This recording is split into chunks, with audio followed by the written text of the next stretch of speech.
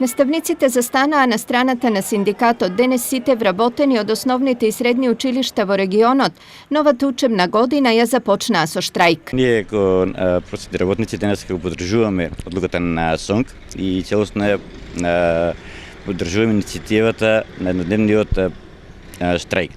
Во едно начи ние се надаме дека надлежните ќе имаат слух за нашите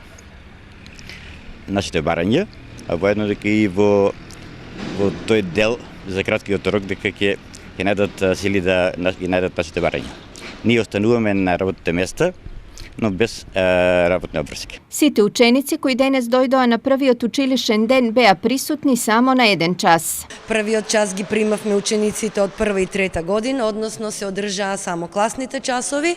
Понатаму наставниот кадар и вработените се приклучија на предупредувачкиот штрајк во образовниот дел за покачување на платите. Во дел од училиштата во регионот денес се одржа само прием на правачиња.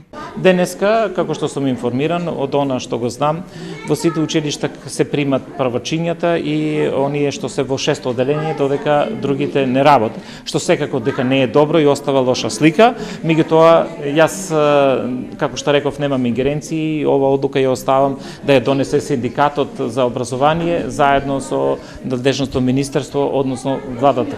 На штрајк наставниците и СОНК се одлучија откако до вчера не успеаа да се договорат со Министерството за образование и наука за 25% зголемување на платите. После неуспешни преговори, наставниците влегоа во штрајк, во предупредувачки штрајк, така што очекуваме наредниот месец да се најде одговор на нашите барања. Сепак, како што сега стојат работите, следуваат долги и тешки преговори за повисоки плати. Ќе видиме како ќе ги усогласат ставовите измеѓу Министерството и СОНК, со председателот, доколку не се исполнат барањата, ќе видиме натака каква ќе биде одлуката на СОНК во однос на преговорите, дали ќе имаме повторно штрајк или не.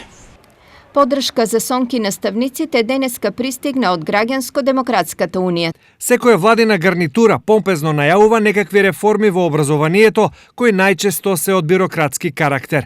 Наставниот кадар во моментов е во категоријата даватели на услуги во јавен сектор, што и да значи ова, само ја потврдува безидејноста и сувопарноста на реформаторите, кои се уште не можат да ги видат потребите ниту на учениците, ниту на наставниците. Од тука ние во Граѓанско-демократската унија не само што му сугерираме на ресорното министерство да види колку се платени просветните работници во регионов. Затоа, со честни исклучоци, македонската јавност може да прочита дека се затвораат училишта во Хрватска, но за оние кои се затвораат во Македонија, како во Велес, на пример, таквите вести не соодействуваат со општиот блесок на напредок, веројатно. Разочарувачки, но реформите во образованието се сведуваат на оставка на заменик министерот и познатата фраза: учениците ќе ги добијат учебниците до крајов на годината. Веруваме дека за многумина во земјава ова е неприфатливо. Од друга страна, ставот на ресорното министерство е дека нема основа за штрајк, зашто платите во образованието за една година се покачани за 10%, а најавено и ново покачување од 5%.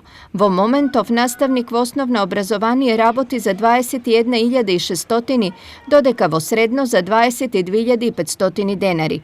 Инаку од утре сите училишта ќе започнат со редовна настава.